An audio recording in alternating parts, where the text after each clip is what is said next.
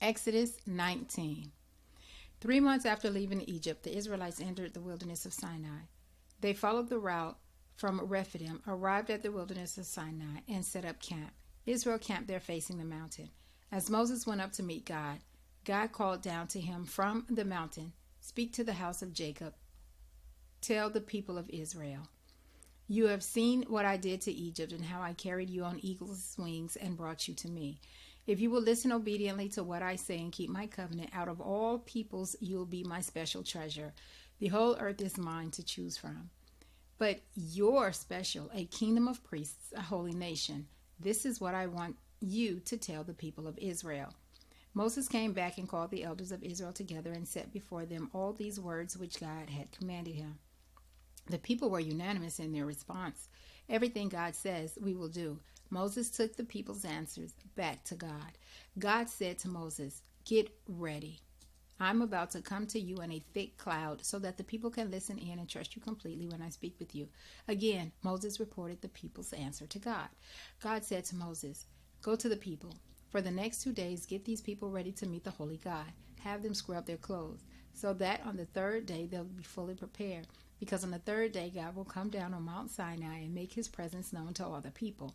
Post boundaries for the people all around, telling them, warning, don't climb the mountain. Don't even touch its edge. Whoever touches the mountain dies a certain death.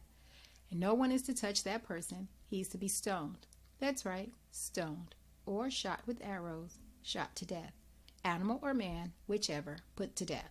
A long blast from the horn will signal that it's safe to climb the mountain." Moses went down the mountain to the people and prepared for the holy meeting. They gave their clothes a good scrubbing. Then he addressed the people. "Be ready in 3 days. Don't sleep with a woman." On the third day at daybreak, there were loud claps of thunder, flashes of lightning, a thick cloud covering the mountain, and an ear-piercing trumpet blast. Everyone in the camp shuddered in fear. Moses led the people out of the camp to meet God.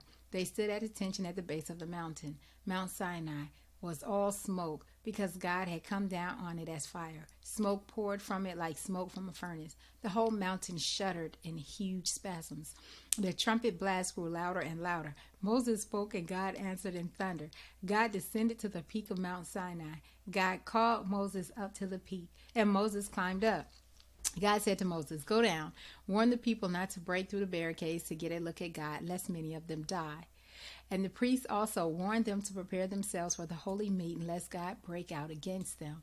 Moses said to God, "But the people can't climb Mount Sinai. You've already warned us well, telling us, post boundaries around the mountain, respect the holy mountain." God told him, "Go down and then bring Aaron back up with you. But make sure that the priests and the people don't break through and come up to God, lest he break out against them." So Moses went down to the people. He said to them,